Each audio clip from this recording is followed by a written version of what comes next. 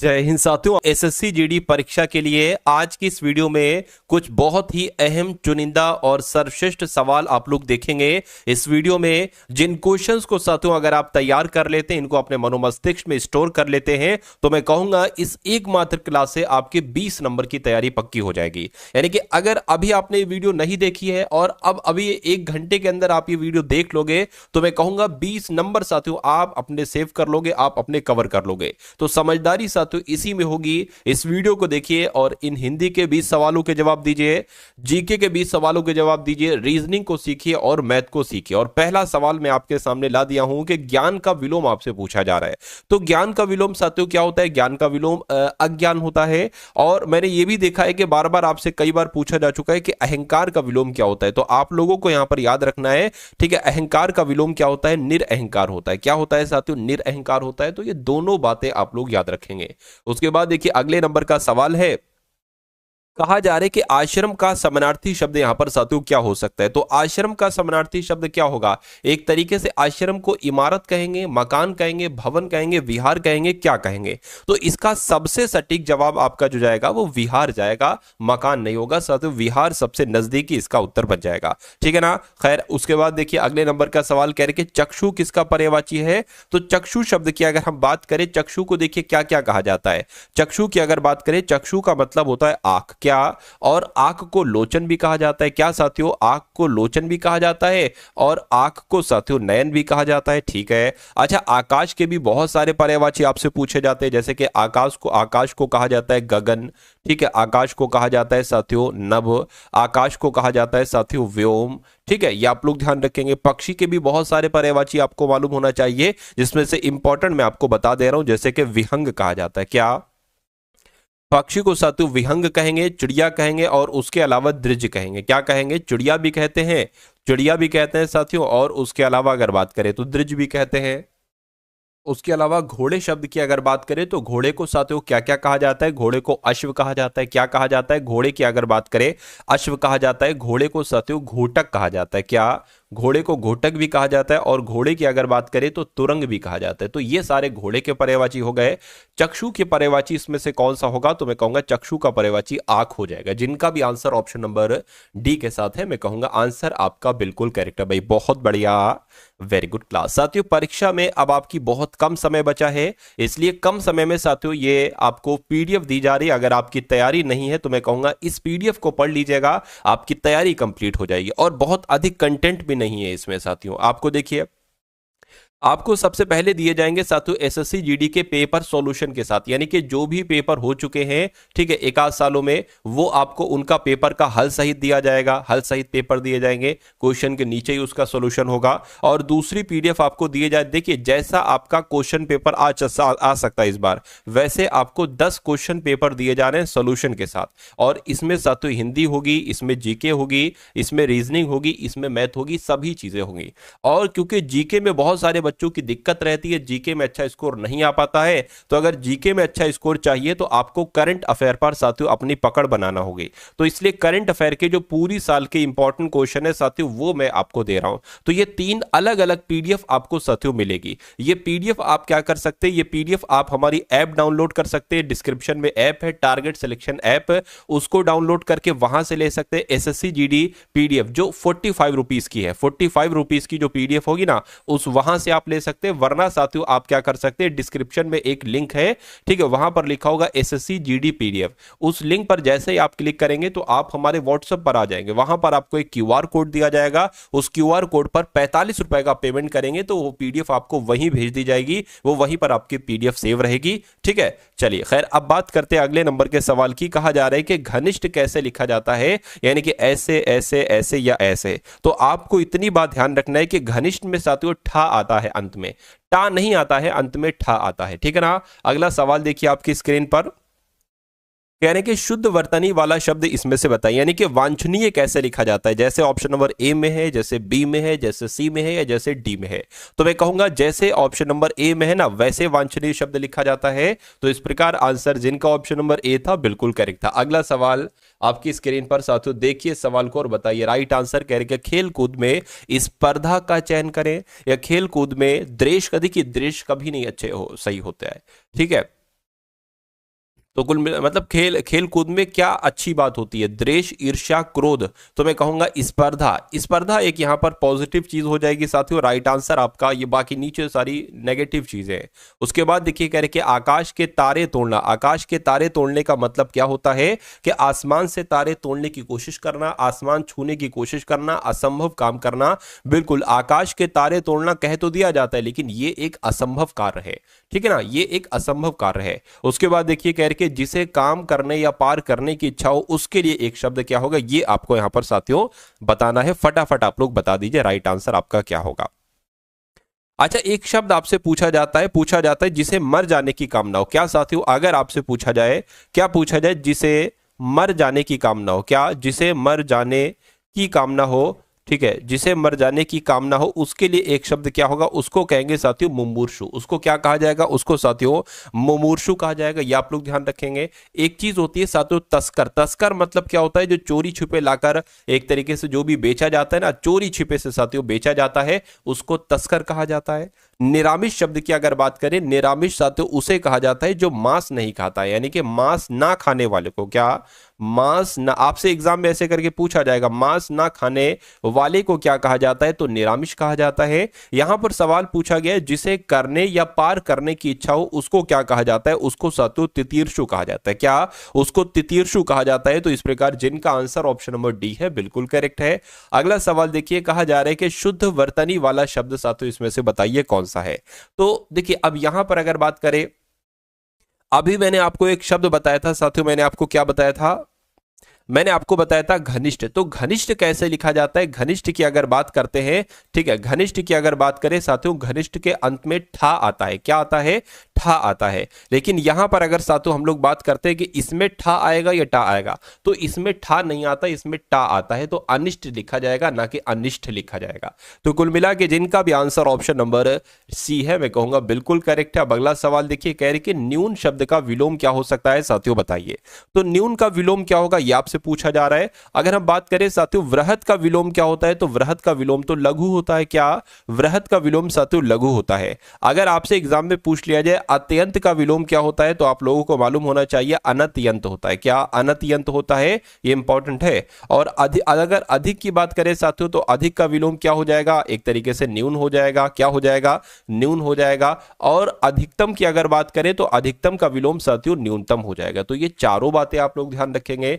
न्यून का विलोम क्या होगा? अधिक होगा। या अधिक का विलोम पूछे तो न्यून आपको बता देना है। तो ये चारों इंपॉर्टेंट फैक्ट आप लोग यहां पर याद रखेंगे। अब उसके बाद देखिए, आंखें चार होना ये एक मुहावरा है, और इस मुहावरे का मतलब क्या होता है बताइए। घूरना, लज्जित होना, आकर्षित होना, या आमने सामने होना। तो इसका सही जवाब आपका आमने सामने होना ये हो जाएगा साथियों। ठीक है, अगला सवाल देखिए, करके शुद्ध वर्तनी वाला शब्द बताइए। यानी कि आपसे पूछा जा रहा है कि निरीह कैसे लिखा जाता है। ये तो नीरीह लिखा है, ये नीरीह लिखा है, ये निरीह लिखा है, ये निरीह लिखा है। ये बिल्कुल साथियों जैसे लिखा जाता है ना किताबों में, जैसे लिखा जाता है निरीह शब्द, तो वो ऑप्शन नंबर डी में लिखा हुआ। अगला देखिए, कहने के साथियों अनुरक्ति का विलोम आपसे यहां पर पूछा जा रहा है। तो अनुरक्ति का विलोम क्या हो जाएगा, ये आप लोग बताने की कोशिश कीजिए। देखिए अगर आपके एग्जाम में भक्ति का विलोम पूछ ले, तो आपको क्या बताना है? आपको बताना है साथियों अभक्ति। यानी कि भक्ति का विलोम क्या हो जाएगा साथियों? अभक्ति हो जाएगा। और आसक्ति का विलोम क्या हो जाएगा साथियों? अनासक्ति हो जाएगा। पूछा जा सकता है कि आसक्ति का, अच्छा आसक्ति का विलोम अनासक्ति भी होता है, और आसक्ति का विलोम विरक्ति भी होता है। क्या होता है साथियों? आसक्ति का विलोम अनासक्ति भी होता है, और विरासक्ति भी होता है। शक्ति की अगर बात करें, शक्ति की विलोम की अगर बात करें, तो शीर्णता होता है। क्या? शक्ति का विलोम साथियों शीर्णता होता है। और अगर बात करते हैं अनुरक्ति का विलोम क्या होता है, तो अनुरक्ति का विलोम साथियों विरक्ति होता है। ये आपको यहां पर मालूम होना चाहिए भाई। बहुत बढ़िया, वेरी गुड क्लास। चलिए साथियों, अब उसके बाद देखिए अगले नंबर का सवाल है, करके मैंने मन में सोचा कि ऐसा क्यों होता है, या मैंने अंतःकरण में सोचा, या मैंने आत्मा में सोचा, या मैंने चित्त में सोचा। तो यहां पर कौन सा शब्द आएगा साथियों? मैंने मन में सोचा कि ऐसा क्यों होता है, ये आपका बिल्कुल करेक्ट आंसर होगा। और जिनका भी आंसर ऑप्शन नंबर ए है, मैं कहूंगा बिल्कुल करेक्ट है। साथियों जिन्होंने भी वीडियो को अभी तक लाइक नहीं किया, तो रिक्वेस्ट है आपसे वीडियो को लाइक कर दीजिए। और अगर चैनल पर आप लोग नए हैं, तो चैनल को भी साथियों तुरंत सब्सक्राइब कर दीजिए। और एक प्यारे से कमेंट के माध्यम से बता दीजिए कि ये क्लास आपको कैसी लग रही है। बहुत सारे हजारों हजार के हिसाब से बच्चे हैं साथियों कि जो इन क्लासेस को डेली देखते हैं। वो लोग समझदारी दिखा रहे हैं कि परीक्षा से पहले पहले वो सारी चीजें साथियों वो लोग तैयार कर लेंगे जो परीक्षा में उनको देखने को मिलेंगी। तो आप अगर साथियों नए हैं इस चैनल पे तो तुरंत सब्सक्राइब कीजिए और अपने एग्जाम को क्रैक करने के लिए डेली इन वीडियोस को साथियों देखा करिए, क्योंकि एक वीडियो में संपूर्ण निचोड़ में आपको देता हूं साथियों जो सबसे टॉप लेवल की चीजें हैं, एक्सपेक्टेड क्वेश्चन है जो आपके एग्जाम में पूछे जा सकने की संभावना है, उन सारी चीजों को मैं पढ़ाता हूं और यही चीजें साथियों आपके एग्जाम में आएंगी। इससे बाहर आपका पेपर नहीं आ सकता, ठीक है ना, क्योंकि प्रीवियस ईयर का बहुत अध्ययन मैंने किया और इस अध्ययन होने के बाद साथियों, अध्ययन करने के बाद साथियों मैं क्वेश्चंस तैयार करवाता हूं और फिर आपको पढ़ाता हूं। खैर अब अगला सवाल देखिए करके, जो ईश्वर में विश्वास रखता हो उसको क्या कहा जाता है बताइए। अब देखिए दो चीजें होती हैं, जो ईश्वर में विश्वास नहीं रखता है, क्या जो ईश्वर में, ठीक है ना, ईश्वर में विश्वास नहीं रखता है उसको क्या कहा जाता है, नास्तिक कहा जाता है, और जो विश्वास रखता है उसको आस्तिक कहा जाता है, ठीक है ना, उसको क्या कहा जाता है, आस्तिक कहा जाता है। तो ये दोनों इंपॉर्टेंट फैक्ट आप लोग याद रखेंगे जिनका आंसर डी था, बिल्कुल करेक्ट था। अगला सवाल देखिए, कहा जा रहा है कि सार्थक शब्द का चयन कीजिए। सार्थक शब्द का क्या होता है, तो एक होता है निरर्थक। अगर आपसे सार्थक का विलोम पूछ लिया जाए तो आपको निरर्थक बताना है। सार्थक का अर्थ होता है कि जिसका कोई अर्थ हो, जैसे कि मैंने लिखा आज शब्द, ठीक है, तो आज का कोई मतलब है।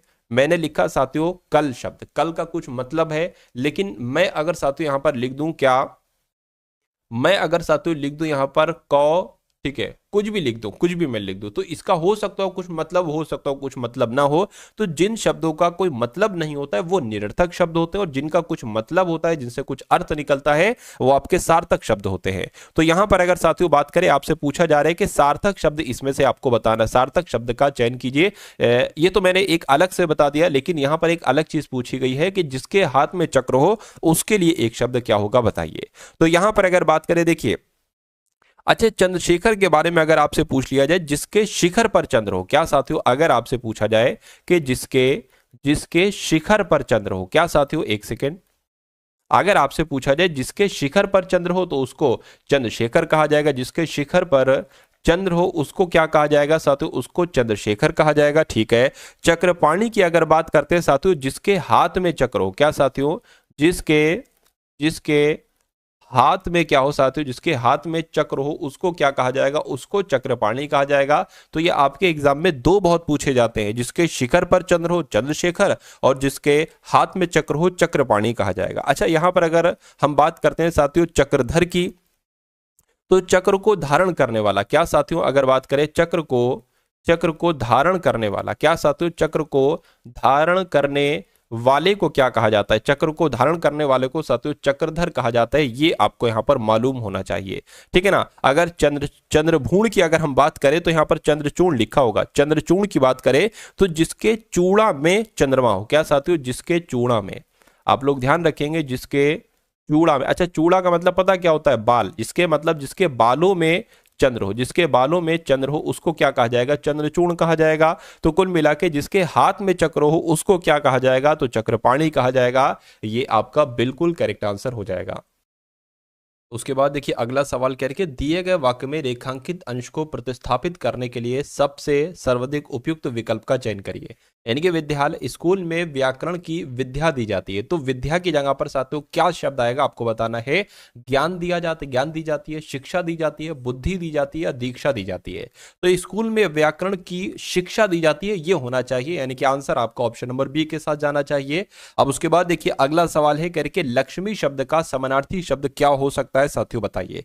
तो लक्ष्मी की अगर बात करें, देखिए लक्ष्मी शब्द की अगर बात करें तो लक्ष्मी को साथियों श्री भी कहा जाता है, क्या कहा जाता है, श्री भी कहा जाता है और हरिप्रिया भी कहा जाता है। क्या साथियों, श्री भी कहा जाता है और हरिप्रिया भी कहा जाता है, और उसके अलावा साथियों पद्मा भी कहा जाता है। तो यहां पर पद्मा लिखा हुआ है, इसलिए आंसर आपका ऑप्शन नंबर डी के साथ जाएगा, ठीक है ना। चलिए अब उसके बाद देखिए अगले नंबर का सवाल है, कहा जा रहा है कि खून सफेद होना, इस मुहावरे का मतलब क्या होता है? आश्चर्यचकित होना, या घृणा करना, या अत्याचार करना, या दया न रह जाना। तो मैं कहूंगा खून सफेद होना इसका मतलब होता है दया न रह जाना। राइट आंसर आपका डी हो जाएगा। अगला देखिए, कह रहे कि भारत सापेक्ष देश है, या भारत धर्मनिरपेक्ष देश है, या अपक्ष है, या असहिष्णु है। तो यहां पर अगर बात करें साथियों, भारत जो है ना ये एक धर्मनिरपेक्ष देश है। राइट आंसर आपका अगर है ऑप्शन नंबर बी तो बिल्कुल करेक्ट हो जाएगा। अगला सवाल देखिए, तो साथियों यहां पर 20 सवाल तो आपने देख लीजिए पूरी हिंदी के। कितने सवाल आपके सही हुए आप लोग काउंट किए होंगे। उसके अलावा अब साथियों जीएस के प्लस करंट अफेयर के पूरे 20 सवाल हम लोग देखेंगे, और इसमें तकरीबन तकरीबन 11 से 12 सवाल आप लोग सही करने की कोशिश करिएगा। ठीक है, चलिए निम्नलिखित में से किसने सबसे पहले धन निकासी के सिद्धांत का प्रतिपादन किया था? तो यह काम सबसे पहले किसके द्वारा किया गया था? दादा भाई नौरोजी के द्वारा किया गया था। अगला सवाल देखिए आपकी स्क्रीन पर है, देखिए सवाल को और बताइए राइट आंसर आपका क्या होगा। कह रही कि भारत छोड़ो आंदोलन, या जिसको अगस्त आंदोलन भी कहा जाता है, जो 8 अगस्त 1942 को हुआ था महात्मा गांधी जी के द्वारा। यह अखिल भारतीय कांग्रेस समिति के सूरत सत्र में चलाया गया एक आंदोलन था, या साथियों मुंबई में ये चलाया गया एक आंदोलन था, भोपाल में या उज्जैन में? तो मैं कहूंगा ये आंदोलन मुंबई में हुआ था। कहां पर हुआ था साथियों? मुंबई में हुआ था। अगला सवाल देखिए, कह रहे कि ईस्ट इंडिया कंपनी के निम्नलिखित गवर्नर जनरलों में से किसने सबसे विवादास्पद नीति पेश की, जिसे व्यपगत सिद्धांत कहा जाता है? तो किसकी बात चल रही है साथियों? लॉर्ड डलहौजी की बात चल रही है, यानी कि ईस्ट इंडिया कंपनी के जो डलहौजी साहब थे गवर्नर जनरल, इन्होंने सबसे विवादास्पद नीति पेश की थी, जिसे व्यपगत सिद्धांत कहा जाता है। तो डायरेक्ट अगर आपसे पूछ ले कि व्यपगत सिद्धांत किसने दिया, तो लॉर्ड डलहौजी आपको बताना है। अगला देखिए, कह रहे कि राष्ट्रवाद की पहली स्पष्ट अभिव्यक्ति निम्नलिखित में से किस क्रांति के साथ हुई थी? तो किस क्रांति के साथ हुई थी आप लोग याद रखेंगे? फ्रांसीसी क्रांति के साथ हुई थी। क्या राष्ट्रवाद की पहली स्पष्ट अभिव्यक्ति जो हुई थी ये फ्रांसीसी क्रांति के साथ हुई थी। अगले नंबर का सवाल है आपकी स्क्रीन पर, कह रहे कि गांधी जी ने रविन्द्रनाथ टैगोर को प्रेम से क्या उपाधि दी थी? तो रविन्द्रनाथ अगर बात करें गांधी जी ने क्या कहा था? रविन्द्रनाथ टैगोर को गुरुदेव कहा था, यानी कि गुरुदेव की उपाधि किसको दी गई? तो रविन्द्रनाथ टैगोर को दी गई। किसके द्वारा दी गई? तो गांधी जी के द्वारा दी गई। अगला सवाल देखिए, भारतीय संविधान के किस अनुच्छेद के तहत उपराष्ट्रपति का चुनाव होता है? तो जो उपराष्ट्रपति का चुनाव होता है यह अनुच्छेद 66 के तहत होता है। क्या साथियों? अनुच्छेद 66 के तहत ही उपराष्ट्रपति का चुनाव होता है। राइट आंसर आपका ऑप्शन नंबर सी हो जाएगा। अगला सवाल देखिए, कहा जा रहा है कि भारत के संविधान में जन स्वास्थ्य एवं स्वच्छता किसमें शामिल है? राज्य सूची में, समवर्ती सूची में, या संघ सूची में? तो आपको यहां पर यह याद रखना है कि जन स्वास्थ्य एवं स्वच्छता जो है ना ये राज्य सूची में शामिल है। सही जवाब आपका ऑप्शन नंबर ए हो जाएगा। अगला सवाल देखिए, कहा जा रहा है कि भारत में राष्ट्रीय मानव अधिकार आयोग निम्नलिखित में से किस मंत्रालय के अधीन है? तो ये जो साथियों राष्ट्रीय मानव अधिकार आयोग है ना ये गृह मंत्रालय के अधीन है। किस मंत्रालय के अधीन है? गृह मंत्रालय के अधीन है। अगला सवाल देखिए, कह रहे कि अंतरराष्ट्रीय चावल अनुसंधान संस्थान ये कहां पर स्थित है? नैरोबी में, हैदराबाद में, इथियोपिया में, या साथियों मनीला में? तो आप लोगों को यहां पर मालूम होना चाहिए मनीला आपका बिल्कुल करेक्ट आंसर हो जाएगा, यानी कि अंतरराष्ट्रीय चावल अनुसंधान संस्थान ये मनीला में स्थित है। अगला सवाल कह रहे कि काली और तीस्ता नदी के बीच के हिमालय के भाग को क्या नाम दिया गया है? तो यहां पर अगर साथियों हम लोग बात करें नेपाल हिमालय, आप लोगों को मालूम होना चाहिए, यानी कि काली और तीस्ता नदियों के बीच हिमालय के भाग को क्या नाम दिया गया है? तो नेपाल हिमालय नाम दिया गया है। अगले नंबर का सवाल है, कह रहे कि कृषि विपणन की व्यवस्था में सुधार करने के लिए भारत सरकार द्वारा अपनाए गए 3 नीतिगत उपाय कौन से हैं?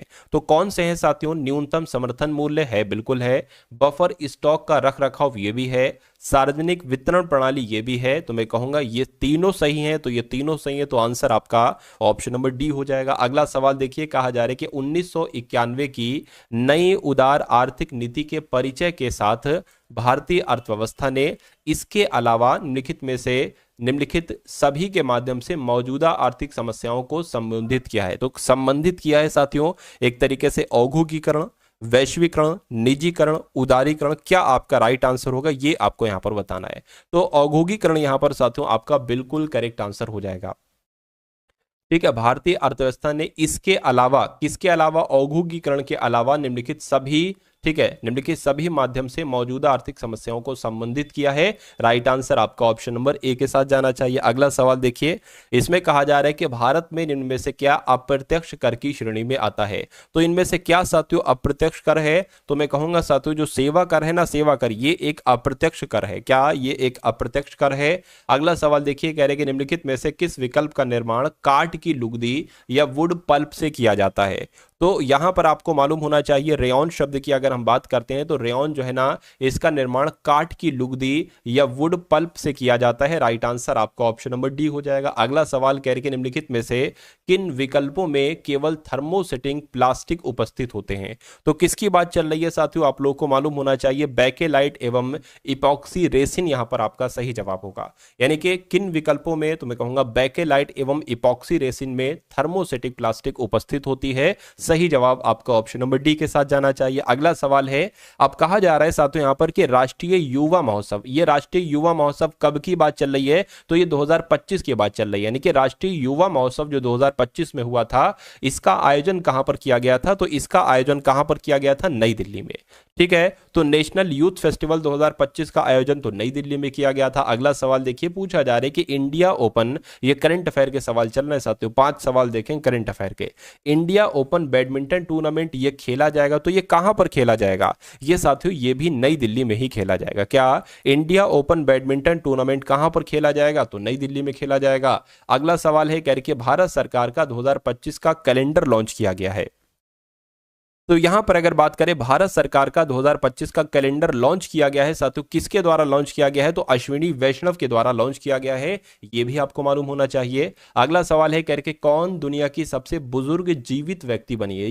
ये बहुत इंपॉर्टेंट सवाल है, क्योंकि दुनिया की सबसे बुजुर्ग जीवित व्यक्ति की यहां पर बात आई है। तो इनका नाम है इन्हा कैना बारो। क्या नाम है इनका? इन्हा कैना बारो। ये लेडीज हैं और ये दुनिया की सबसे बुजुर्ग जीवित व्यक्ति बनी है। राइट आंसर आपका सी आपको ध्यान रखना है। अगला सवाल देखिए, पूछा जा रहा है कि किसने सड़क दुर्घटना पीड़ितों के लिए कैशलेस उपचार योजना, यह योजना बहुत इंपॉर्टेंट है, पूछा जाएगा कैशलेस उपचार योजना किस के द्वारा शुरू की गई? तो साथियों ये किसके द्वारा शुरू की गई है? आपसे यहां पर ये पूछा जा रहा है, बताइए। ये नितिन गडकरी के द्वारा शुरू की गई। किसके द्वारा साथियों? जो सड़क दुर्घटना पीड़ितों के लिए जो कैशलेस उपचार योजना है, ये नितिन गडकरी के द्वारा शुरू की गई है। अब उसके बाद साथियों यहाँ पर आप लोग रीजनिंग के क्वेश्चंस देखेंगे। तो रीजनिंग के क्वेश्चंस देखिए, और साथियों मैथ के बहुत इंपॉर्टेंट क्वेश्चंस आप लोग यहाँ पर देखेंगे। तो ऐसा भी सवाल साथियों रीजनिंग के टॉपिक्स में एक तरीके से है, ठीक है, और रीजनिंग के सेक्शन में ऐसा भी सवाल आता है। कह रहे कि रमेश के पास 1 रुपए, 5 रुपए और 10 रुपए के सिक्के समान संख्या में है। उसके पास कुल मिला के 640 रुपए हैं, तो उसके पास कुल कितने सिक्के हुए, ये आपसे पूछा जा रहा है। देखिए उसके पास अगर बात करते हैं यहाँ पर 1 रुपए के, ठीक है, और 5 रुपए के, ठीक है, और साथियों 10 रुपए के जो है ना वो समान सिक्के हैं। तो अगर 1 रुपए के 1 सिक्के हैं तो इसको हम साथियों 1x मान लेते हैं, ठीक है, और 5 रुपए के एक तरीके से साथियों यहां पर है तो इसको हम 5x मान लेते हैं, और 10 को साथियों 10x मान लेते हैं। इनको सबको जोड़ देते हैं और यहां पर कहा गया है कि उनके पास कुल मिला के 640 रुपए है, तो बराबर साथियों 640 आ गया। तो ये कितना हो गया साथियों? 16x हो गया। 16x बराबर कितना हो गया? 640 हो गया। x की अगर बात करें, x बराबर कितना हो गया? 640 बटे 16 हो गया। 16 चक्कू 64 होता है, यानी कि x बराबर कितना आ गया साथियों? 40 आ गया। अब सवाल में आपसे क्या पूछा जा रहा था, उसके पास कुल कितने सिक्के हैं? तो उसके पास साथियों कुल कितने सिक्के हैं? एक सिक्का ये होगा इसका, और एक सिक्का इसका, एक सिक्का इसका, यानी कि उसके पास कुल मिला के 3 सिक्के हैं, 3x है, और x की वैल्यू है 40। तो साथियों 3 गुणा 40 कितना हो जाएगा? 4 3 12, यानी कि 120 हो जाएगा। तो 120 साथियों यहां पर आपका जवाब जाएगा। और जिनका भी आंसर ऑप्शन नंबर सी के साथ है, मैं कहूंगा आंसर आपका बिल्कुल करेक्ट हो जाता। भाई बहुत बढ़िया, वेरी गुड क्लास। अब अगला सवाल देखिए, ये आपको क्लियर दिख रहा है? नहीं दिख रहा है तो मैं इसको क्लियर कर देता हूं, ठीक है। ये 2 है, 6 है, 4 है, ये 1 है, और ये साथियों 3 है, और ये 5 है। अब आपको यह बताना है कि उस पासे का चयन करिए जो दी गई शीट को रेखाओं के अनुदिश मोड़कर बनाया जा सकता है। यानी कि आपको बताना है कि इस वाले पासे को अगर मोड़ा जाता है, फोल्ड किया जाता है, तो इससे साथियों आपको बताना है कौन सा यहां पर बन सकता है, ठीक है। कौन कौन से पासे यहां पर बन सकते हैं, ये आपको यहां पर बताना है। अब देखिए इसकी अगर बात करें ये 3 है, ये 6 है, ये 2 है। अब देखिए ये वाला पासा बन सकता है या नहीं बन सकता है, हम ये बात सबसे पहले देख लेते हैं। देखिए यहां पर 3 लिखा हुआ है, 3 का विपरीत यहां पर क्या है, 4 है। 3 का विपरीत 4 है ना, तो 3 का विपरीत 4 यहां पर नहीं लिखा होना चाहिए, नहीं लिखा है। 6 की बात करें, 6 का विपरीत क्या है, 5 है। तो 6 का देखिए पहले मैं आपको ये बता देता हूं, 2 का विपरीत 1 है और 4 का विपरीत 3 है, बचा 6, 6 का विपरीत 5 है। तो 6 का विपरीत क्या है साथियों, 5 है, तो यहां पर 5 भी नहीं है। 2 की बात करें तो साथियों 2 का विपरीत क्या है, 2 का विपरीत 1 है, तो यहां पर 1 भी नहीं है। तो मैं कहूंगा ये वाला पासा बन जाएगा जब इसको फोल्ड किया जाएगा। अब इस वाले पासे की अगर हम लोग बात करते हैं, अब देखिए ये 1 है, ये 5 है और ये साथियों 2 है, ठीक है ना। अब देखिए ये यहां पर अगर बात करें, 2 का विपरीत क्या है सातु 1 है और 2 का विपरीत 1 आ गया है, तो भाई विपरीत वाले नंबर सामने थोड़ी ना दिखेंगे। 2 का विपरीत सामने दिखाया जा रहा है, तो मैं कहूंगा ये वाला पासा नहीं बनेगा। इसकी अगर बात करें, ये 1 पर है, ये 6 पर है, ये साथियों 3 पर है, ठीक है ना। अब यहां पर अगर बात करें, देखिए 6 का विपरीत क्या है, 6 का विपरीत 5 है, यहां पर नहीं है, ठीक है। उसके अलावा अगर यहां पर हम लोग बात करते हैं 3 की, तो 3 का विपरीत क्या है, 3 का विपरीत 4 है, यहां पर नहीं है। 1 की बात करें, 1 का विपरीत 2 है, 2 यहां पर नहीं, यानी कि ये वाला पासा भी बन जाएगा, ये वाला पासा बन जाएगा। इसकी अगर बात करें, ये है सातों 1, ये है 6, ये है 5। अब देखिए यहां पर अगर बात करें, 5 का विपरीत क्या है, 6 है, तो 5 का विपरीत तो 6, तो यहां पर आपको साफ साफ नजर आ रहा है, तो ये पासा भी नहीं बन पाएगा। तो मैं कहूंगा ए वाला और सी वाला पासा बन जाएगा। और ऐसा कहां पर लिखा हुआ है, ऐसा आपका ऑप्शन नंबर डी में लिखा हुआ है। तो जिनका आंसर यहां पर ऑप्शन नंबर डी के साथ था, उन सभी का आंसर बिल्कुल करेक्ट हो जाता है। अगला सवाल देखिए, कह रहे कि सभी सब्जियां खाद्य पदार्थ हैं, तो ये साथियों क्या हो गई, ये सब्जियां हो गई, ये क्या हो गई, ये सब्जियां होंगी। और सभी सब्जियां जो है ना वो खाद्य पदार्थ हैं, ठीक है। सभी सब्जियां जो है वो खाद्य पदार्थ हो गई। और कहा जा रहा है कि कुछ खाद्य पदार्थ पे हैं, मान लेते इतने खाद्य पदार्थ क्या हो गए, एक तरीके से अगर बात करें इतने खाद्य पदार्थ क्या हो गए साथ, इतने खाद्य पदार्थ पे हो गए। तो कथन तो हमने लिख लिए, अब निष्कर्ष को पढ़िए और देखिए कौन कौन सा निष्कर्ष यहां पर सही है, कौन सा निष्कर्ष गलत है। कह रहे कि कुछ पेय खाद्य पदार्थ है, कुछ पेय बिल्कुल इतने पेय आपके खाद्य पदार्थ हो जाएंगे, तो ये तो सही हो जाएगा।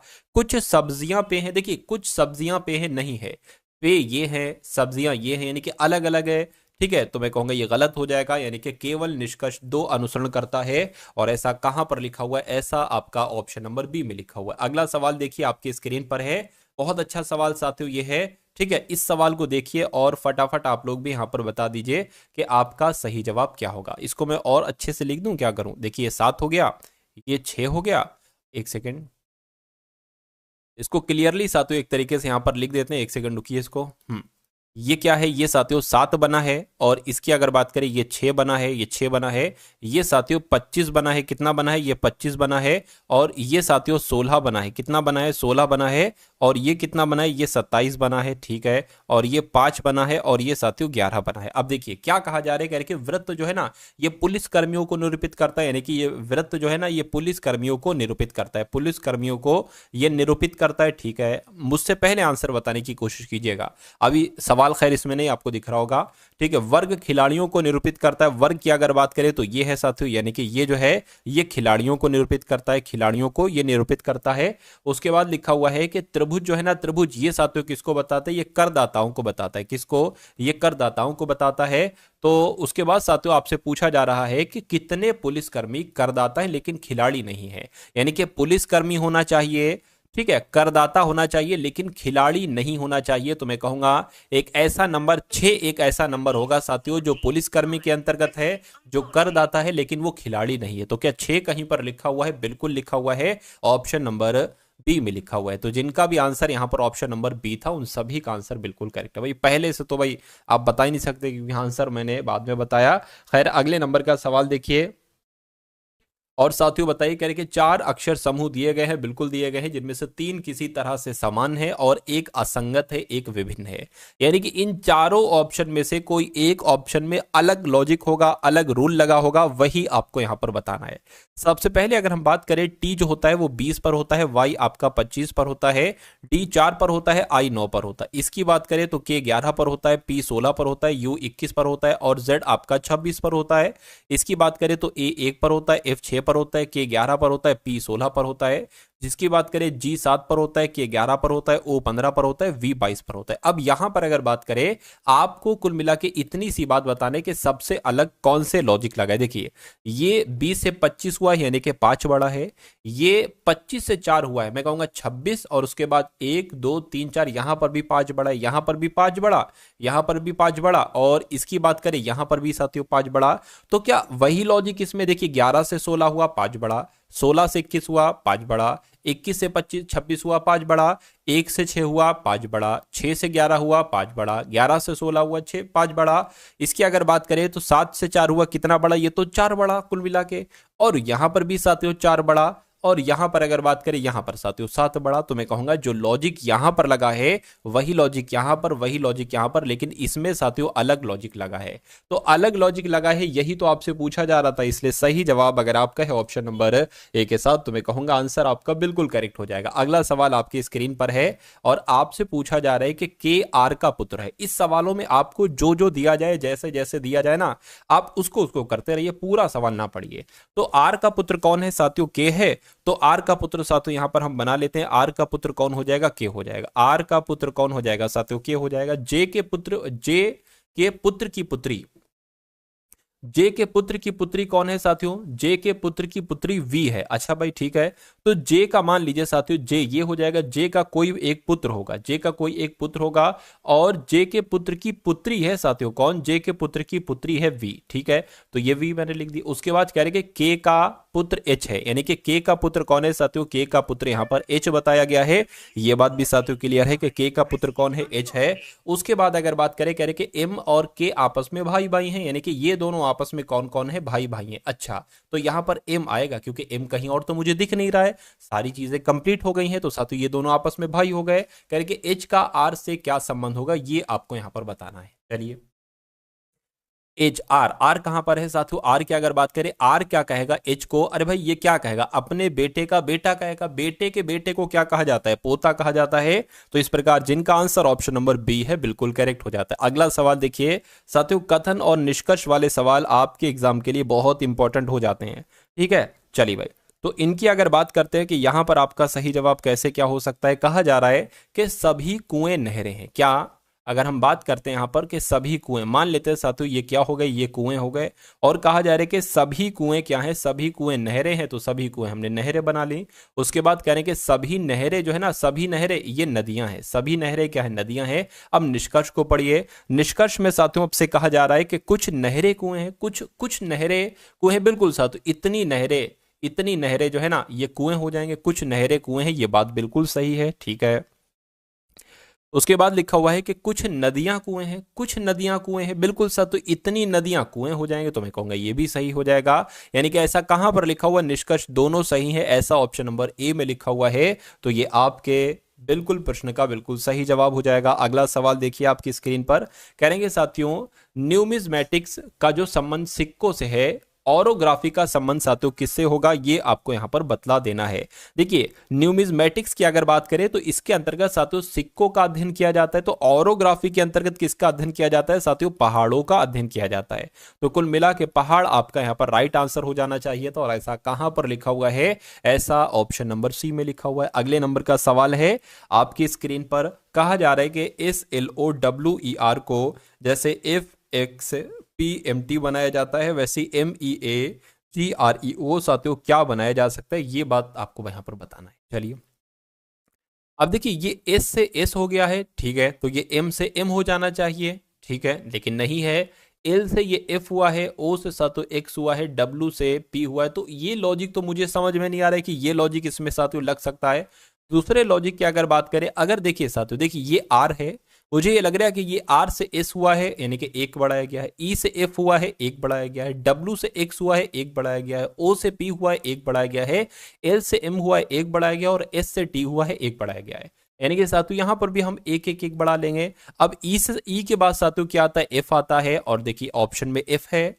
आर की अगर बात करें, आर के बाद एस आता है, जी के बाद साथियों एच आता है, ए के बाद बी आता है, ई के बाद साथियों एफ आता है, और एम के बाद एन आता है। तो ऐसा ऑप्शन साथियों कहां पर लिखा हुआ है कि F S H B F N, ऐसा ऑप्शन नंबर सी में लिखा हुआ है। तो जिनका आंसर ऑप्शन नंबर सी है बिल्कुल करेक्ट है भाई, बहुत बढ़िया। Very good class. अगला सवाल देखिए साथियों, चंद सवाल है, बहुत अधिक सवाल नहीं लिए हैं, ठीक है। चलिए देखिए, अब इसके बाद हम लोग मैथ के क्वेश्चन देखेंगे। यानी कि उस सही विकल्प का चयन करिए जो दिए गए शब्दों के व्यवस्थित क्रम को दर्शाता है, जिसमें वो अंग्रेजी शब्दकोश में दिखाई दे। यानी कि आपको इनको अंग्रेजी शब्दकोश के अनुसार लगाना है। तो देखिए SH एक तरीके से यहां पर है, यहां पर है, यहां पर SW SE SO। तो सबसे पहले साथियों कौन सा लेटर आएगा बताइए। देखिए SC लिखा हुआ है, ST पहले नहीं आ सकता, SO भी नहीं आ सकता, SE पहले भी नहीं आ सकता। ऐसे पहले साथियों आएगा आपका ये एक वाला, और उसके बाद आएगा आपका 4 वाला। अब SW पहले आएगा या SO या ST, तो मैं कहूंगा SO पहले आएगा यानी कि 3 आ जाएगा। उसके बाद साथियों आपका ST आ जाएगा यानी कि 2 आ जाएगा, और उसके बाद साथियों आपका ये 5 आ जाएगा। तो इस प्रकार आपका कौन सा आंसर यहां पर सही होगा, 141432 कहां पर लिखा हुआ है, ऑप्शन नंबर बी में लिखा हुआ है। तो यही आपका बिल्कुल करेक्ट आंसर। अगला सवाल है साथियों आपकी स्क्रीन पर, देखिए और बताइए राइट आंसर आपका यहां पर क्या होगा। अब देखिए मैथ के क्वेश्चंस यहां पर शुरू हो चुके हैं। यानी कि एक दुकानदार 15% की छूट देता है और फिर भी 5% का लाभ प्राप्त करता है। यदि क्रय मूल्य 340 रुपए है तो अंकित मूल्य साथियों क्या होगा। अब यहां पर आपसे क्या पूछा गया है, यहां पर साथियों आपसे अंकित मूल्य पूछा गया है। आपसे यहां पर साथियों क्या पूछा गया, अंकित मूल्य पूछा गया। अंकित मूल्य का एक सूत्र होता है, वो मैं आपको बता देता हूं, वो आप लोग यहां पर ध्यान रखेंगे। अंकित मूल्य का सूत्र होता है साथियों विक्रम, यहां पर विक्रम लिख दिया, विक्रय लिखना होना चाहिए, ठीक है। विक्रय मूल्य, अंकित मूल्य बराबर क्या होता है साथियों, विक्रय मूल्य गुणा 100। क्या, विक्रय मूल्य गुणा 100 और 100 माइनस छूट। क्या साथियों, 100 माइनस छूट। तो कुल मिला के इसको देखिए, अब हमें छूट हमें पता है, छूट 15% की दी गई है, तो यहां पर 100 माइनस 15 यानी कि 85% आ जाएगा।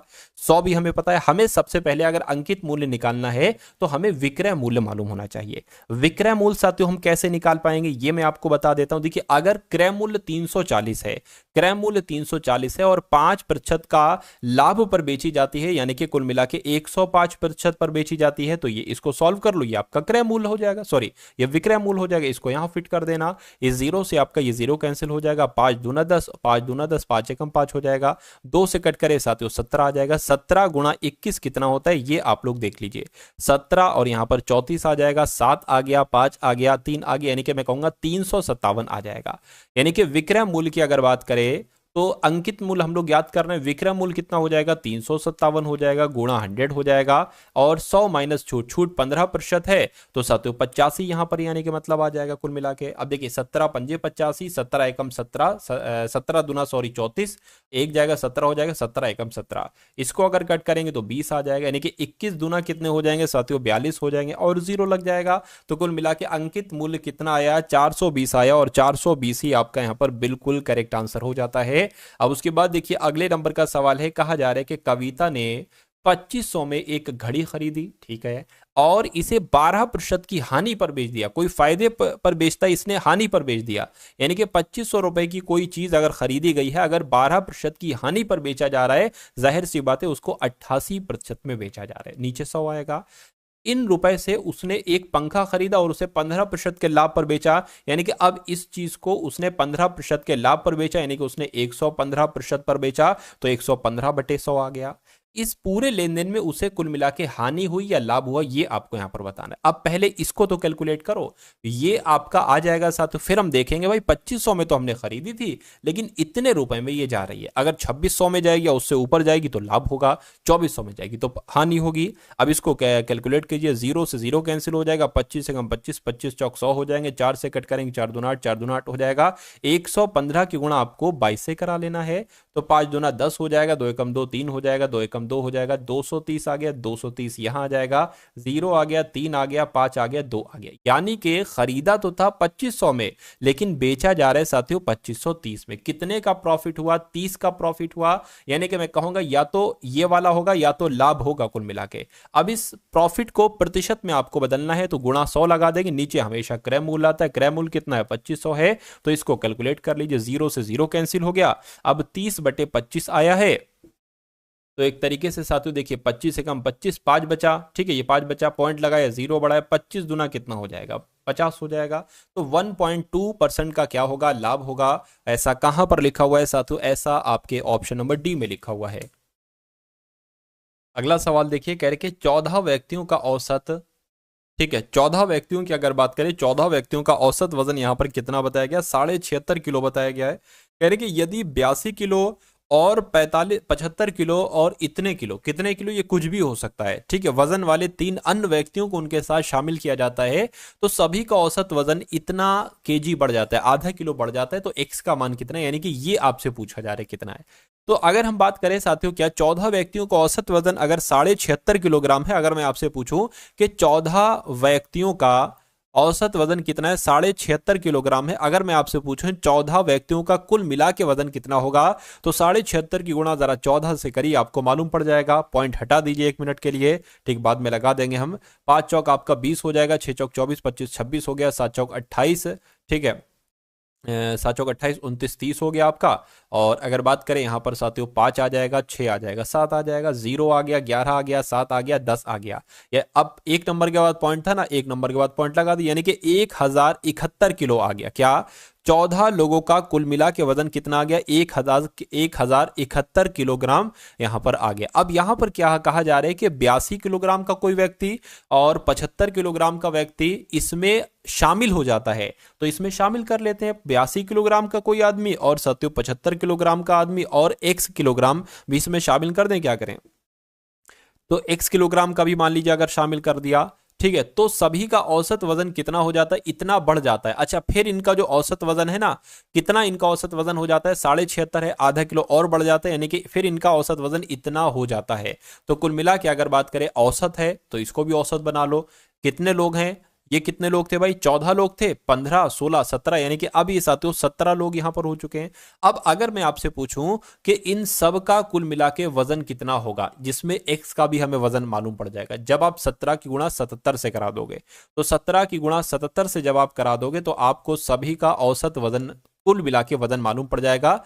17 की गुणा साथियों 77 से आप लोग यहां पर कराइए, 7 सत्ते 49 हो जाएगा, 7 एकम 7 11 आ गया, यहां पर भी साथियों 119 हो जाएगा, 9 आ गया, 10 हो गया, ठीक है, 9 हो गया, एक 10 हो गया, ठीक है, और ये आपका 3 आ जाएगा और ये 1, यानी कि 1309 हो जाएगा। बिल्कुल साथियों, यानी कि अब अगर हम बात करें इनका योग निकला है, ये किन का योग निकला है, ये इन सब का योग निकला है कितना साथियों, 1309। कितना निकला है साथियों, 1309 निकला है। इसको मैं हटा देता हूं, 1309 आ गया, और इसको भी हटा देता हूं, इसको भी हटा दूंगा, ठीक है, ठीक है, कोई दिक्कत नहीं।